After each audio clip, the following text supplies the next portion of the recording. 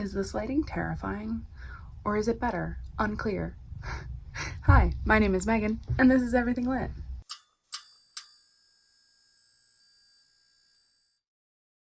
I think this is a little better. Welcome to my October wrap-up. We've got a spooky shirt, right? We're giving witchy vibes. I'm going to see the Taylor Swift, there she is, I'm going to see the Taylor Swift concert movie in a little bit, so that's why this looks like this. No, I did it just for you guys, definitely. The boy is here, as he always is. And as you can see, I have finally taken my air conditioner out of the window because it snowed on Halloween here. I read 13 books in October, which feels perfect, not only because October was Taylor Swift month, and that's her number, but 13 is also a spooky number. And October is a spooky month, so we really did the most. Oh, and then we've got this spooky boy. I tried to dress him up as a cowboy. I will insert a picture because it was so funny. And I can't give you kisses because I'm wearing lipstick. So let's talk about the actual books.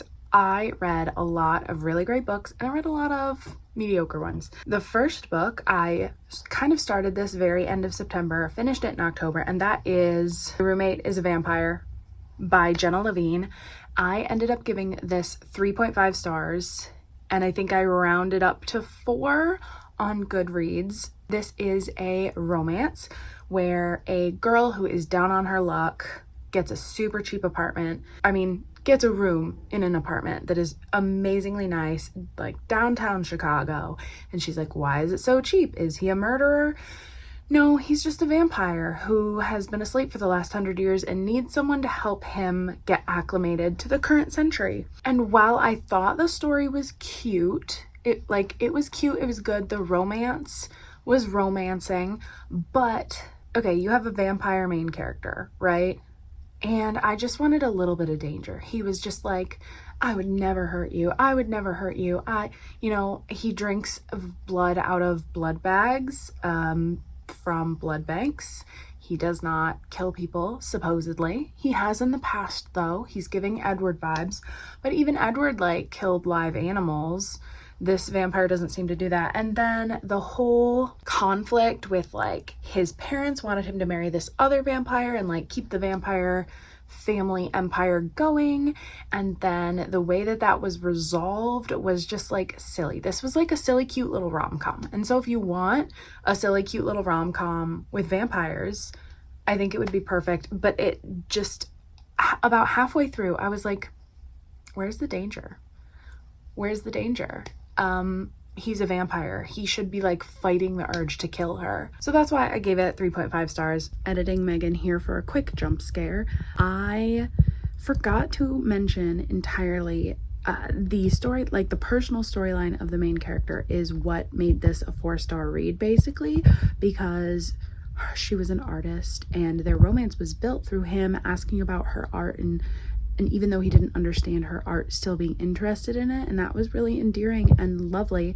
But also, as a 30-something-year-old woman, her storyline of trying to be an artist and stay true to wanting to be an artist and doing these menial jobs and trying to find a job in her field that fulfills her, that was what made it good. I was way more invested in her personal storyline with her art than I was in the romance, TBH. So that aspect of the story was really well done, and that bumped it up, because if it was just about the romance, it would not be a 4-star. I have a vampire vlog. I will link that down below. So I'm not going to go super in depth with all the vampire reads because I read 7 books for that vlog and it took me all month to do. But I am going to talk about them a little bit here. I read Vampires Never Get Old, Tales with Fresh Bite, edited by Zoraida Cordova and Natalie C. Parker. And I really loved this collection. I gave it 4 stars because there were a couple stories that I didn't jive with, but there were some real big standouts. So this is a short story collection, and I'm gonna probably give my top 3 of the short stories and the one that I liked the least. In no particular order, I think my top 3 of the collection are The Boys from Blood River by Rebecca Roanhorse, A Guidebook for the Newly Sired Desi Vampire by Samira Ahmed, and I think In Kind by Kayla Whaley. Those three were absolute standouts. I gave all three of those 5 stars. Boys from Blood River, the vibes were so good, and it was a really interesting take on vampires. They're kind of summoned by music. It deals with like folk tales in small towns. A guidebook for the newly sired Desi vampire was funny. It had voice. It had a little sprinkling of fighting back against colonialism. It was a very interesting concept for the way it was written. You know,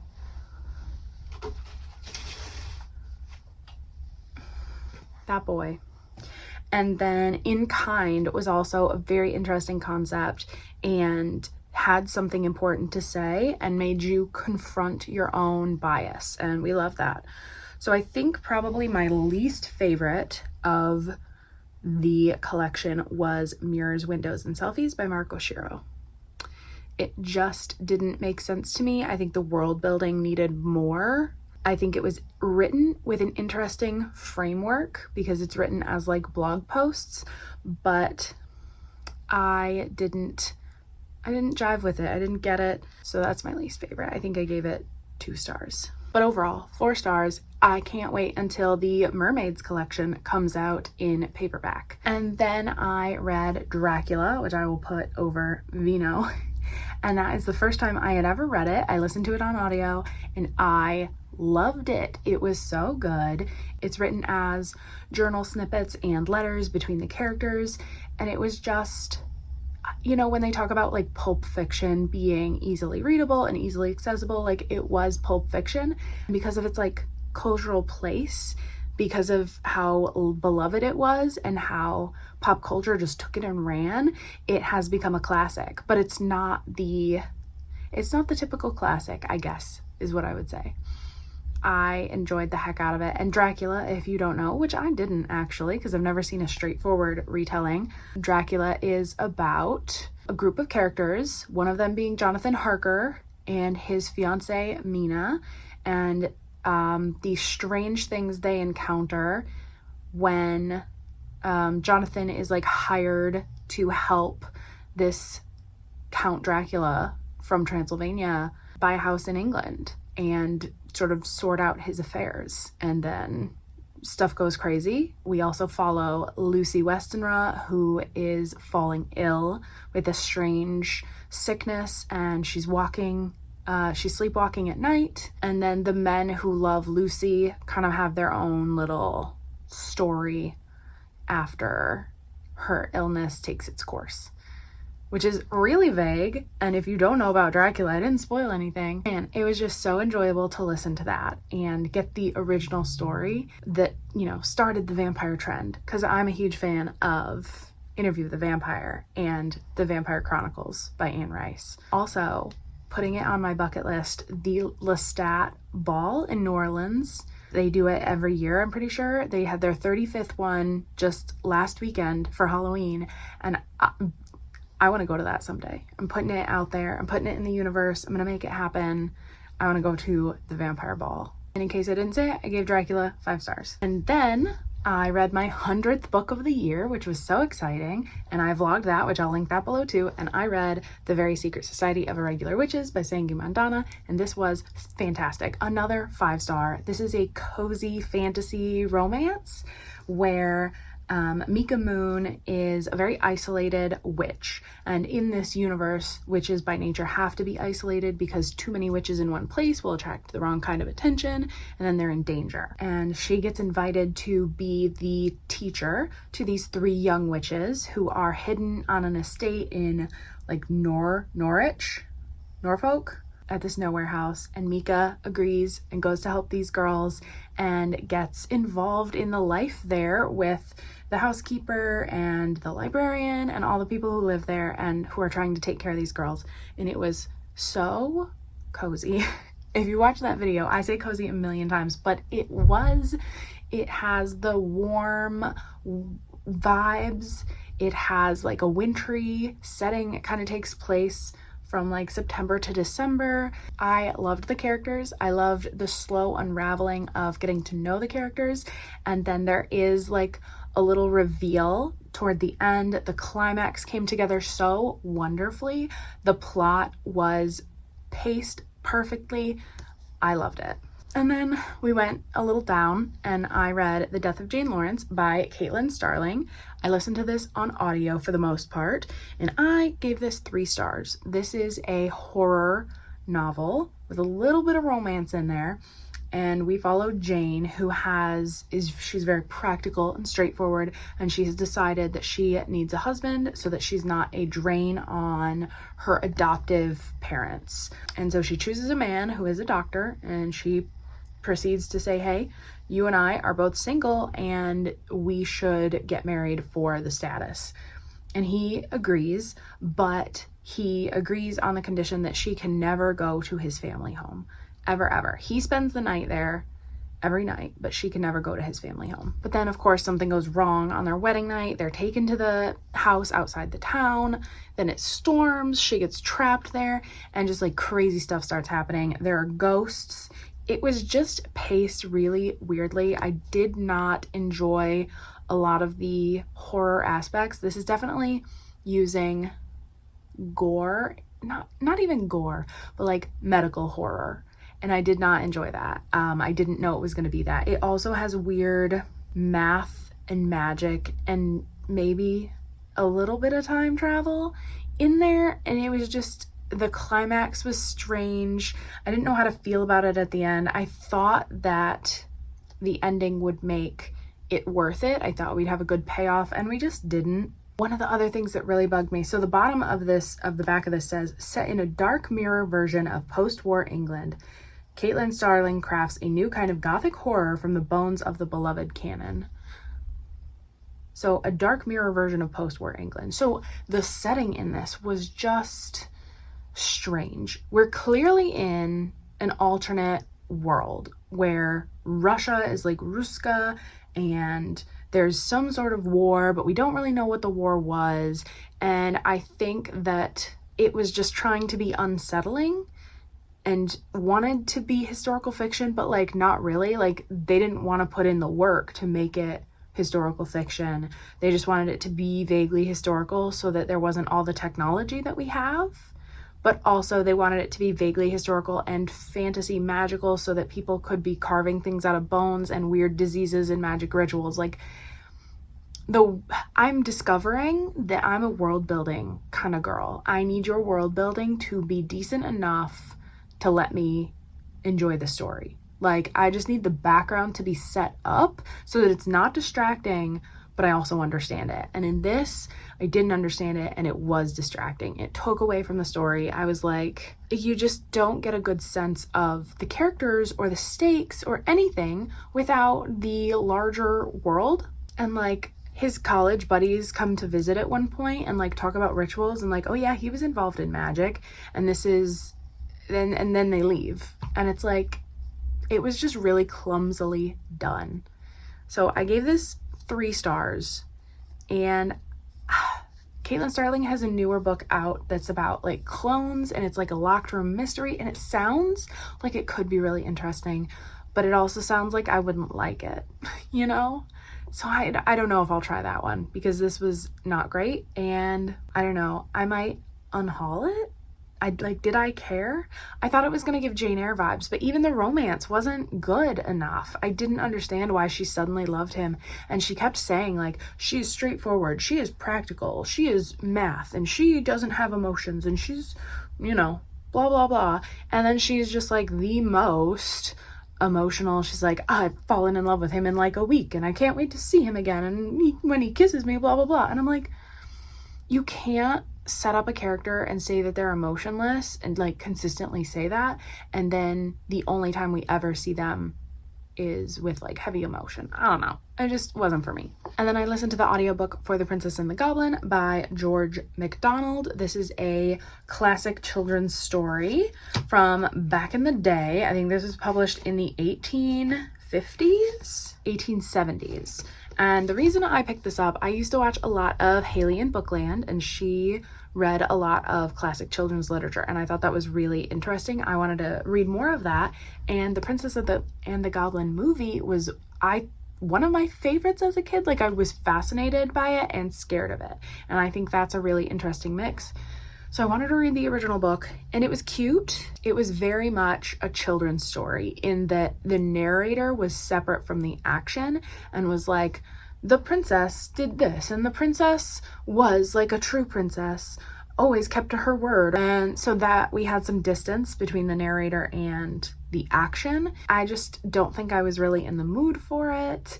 I didn't really enjoy it. It was very simple. And then we get into a lot of the vampire books. I read The Vampires of El Norte by Isabel Cañas, and this was a 5-star. Absolutely fantastic. This is a historical fiction romance with vampires, but the vampires in this are more beastly. They're not your typical vampires. I thought that was really interesting. And this follows Nina and Nestor, and they were childhood friends, and then they get separated, and then they have this epic romance, I would say. The main plot, the historical fiction part, is this is set in 1840s Mexico, and Texas is like encroaching downwards on these Mexican ranches, and the Mexicans have to go and fight them, but also there are vampires and like things lurking in the woods. And I loved the setting. I loved the characters. I thought the stakes were appropriately high, and there were some like twists and turns that just had me like screaming with excitement. The action was good. It was like the right level of horror for me. 5 stars. In fact, I kind of want to reread it at some point. And then I read Only One Coffin by A.J. Truman. This is an indie published or maybe self-published vampire male-male romance where these two vampires are going to this vampire hotel. Think Hotel Transylvania, but like make it sexy. They accidentally get double booked, and the room only has one coffin in it, so they have to share. And Magnus is an older vampire. He's been around for a long time. Kilroy has only been a vampire for like 6 months, and they find common ground and fall in love because it's a romance. There was some action in this. The stakes were higher than I expected. It was also a little silly. Made me giggle. Again, if you watch the vampire vlog that I'll link down below, this was funny and not always in a great way. I think in the vlog I gave it 4 stars while I was talking about it. I gave it 3 stars at the end, and I think I'm gonna say it's a 3.5. 3.5 rounded up to 4 on Goodreads. For what it is, I enjoyed it. It's a silly, cute little vampire romance, and I didn't expect more than that. Then I read Certain Dark Things by Sylvia Moreno Garcia. I listened to this on audio, and this is another vampire story. This is kind of a horror noir mystery quest story. It's kind of hard to categorize, but it follows a vampire named Athel who is on the run from another set of vampires, because in this story there are different species of vampires.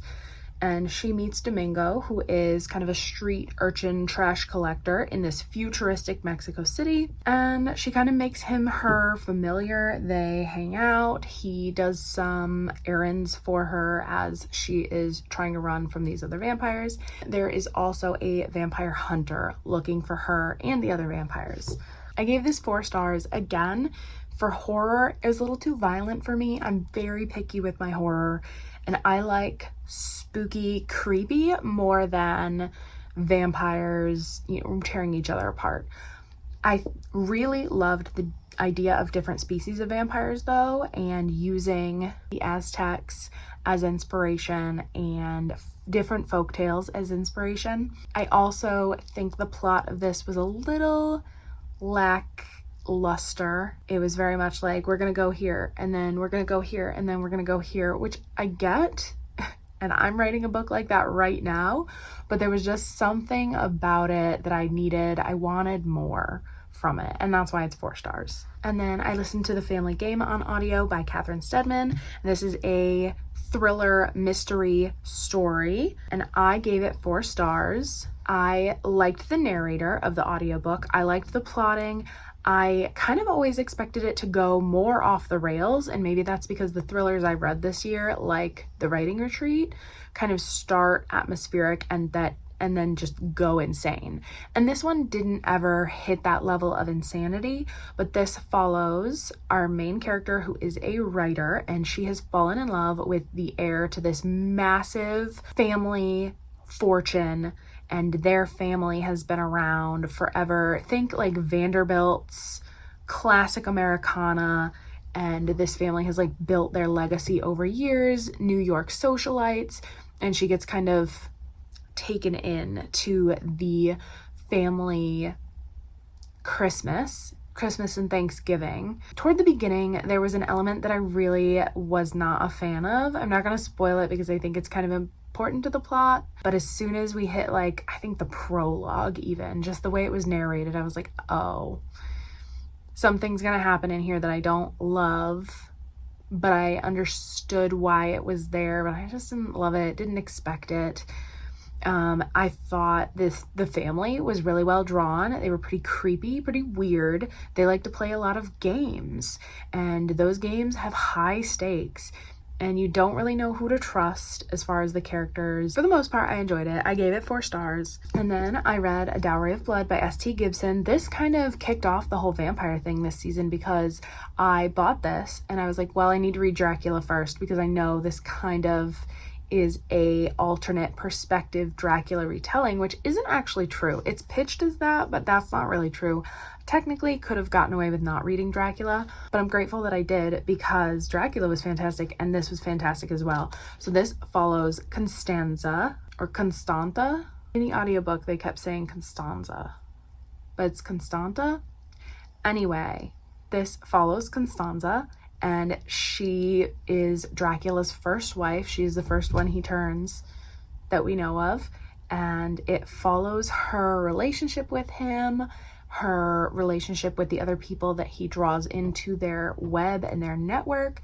It's polyamorous, it's bisexual, pansexual, it's dark, it's gothic, it's toxic and bloody and lovely, and I enjoyed the heck out of this.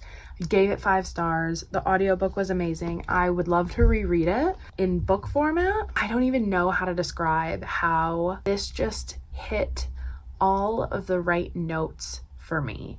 We've got a character who is kind of meek but also really stubborn. She's got that core of like steel, loving someone who you know is awful. Just the toxicity, the like abusive relationship, but also the way it was written was so good, and the ending brought it all together. Absolutely fantastic. And it's told in letters, so she is writing letters to him. And then one more vampire book, and that is The Lost Girls by Sonia Hartle. And this is a vampire revenge story where these 3 girls who have all been turned by the same vampire decide that he needs to die so they can be free. In this world, they have to like follow, they are like tied to him and can't be too far away from him in space. So literally wherever he goes, they have to follow, even though they're not together anymore. And now he is courting a 4th girl and he wants to turn her, and they are like, no, this is not gonna happen. I really had high hopes for this, but I ended up giving it 3 stars. Could even be dipped down to a 2.5. And my issues come down to like 3 things. 1, they could go out in sunlight, and I hate that in vampire stories, and it made the plot almost too easy. What was the point? 2, it was a little too violent for me. It was very gory, and vampires can like regrow their limbs very quickly, which means like they were literally just like tearing off people's limbs left and right. Did not enjoy that. And 3, the characters were just not fully fleshed out. They were quirky and funny and weird because they're vampire girls, and I just didn't vibe with it, so I gave it 3 stars. Could bump it down to a 2.5. The ending was fine. It has a sapphic romance, and even that couldn't bring it back for me. And the final book that I read in October, technically finished first couple days of November, is Gullstruck Island by Frances Hardinge. This is a really difficult book to summarize because, first of all, it is lengthy and the plot goes, it's so encompassing. Like, I did not know where this story was going. I listened to like the first maybe even half of this while raking leaves, and I was outside listening, and like a twist would happen and I'd go, and then I'm like raking leaves and like someone dies and I'm like I had no idea where this was going the whole time. I'm sure I looked hilarious out there just like stopping raking leaves to just listen and be like, what's happening? But this follows 2 sisters on this island, and there are these people in this universe called the Lost who can basically separate from their body and go, you know, look at the weather or feel other things. It's a lot about senses. Their senses can bring them back, but also when they're out there, you know, they can throw their sense of taste, and they can taste, I don't know, the water, or they can throw basically their sense of hearing and overhear conversations. Like, they can have whole conversations with other people out, so your body is still there, but your senses are elsewhere. Our main character is a sister to one of these Lost who they kind of treat like their savior. They think that she is going to be like the next head Lost, and on the back it does say what happens.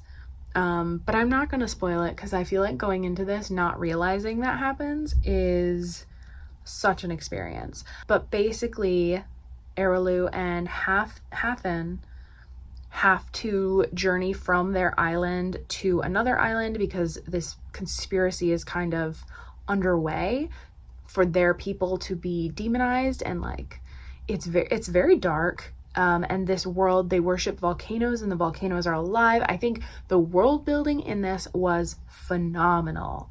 Absolutely fantastic. The characters in this were so 3-dimensional because Hathin is not a Lost, but her sister is like the next head Lost, and so she is like her sister's voice. She takes care of her sister. She always around her sister, worried about her sister, but also with that, there's a lot of resentment toward her sister and anger, and it was just so well done. All of the characters, the ideas behind it, I think this is considered YA. I don't know how to explain how good it was because the plot just zigs and zags, but then it all comes together in the end. Everything makes sense. Everything was for a purpose. That is the most wonderful kind of writing. And in the end, you'd think I'd give it 5 stars, but it was a little long. I feel like it started to wear on me a little bit. So I ended up giving it 4 stars, but I think it is a fantastic book, and I love Frances Hardinge's writing. I read one of her books every spooky season. So that was my October wrap up, the 13 books I read this month. Let me know down below what your favorite book of the month was. You know, did you read something just so phenomenal? And thank you for watching. If you like this video, you could click that like button. You could subscribe to me, see what I read in November, but really, you can do whatever you want, and I'll see you next time.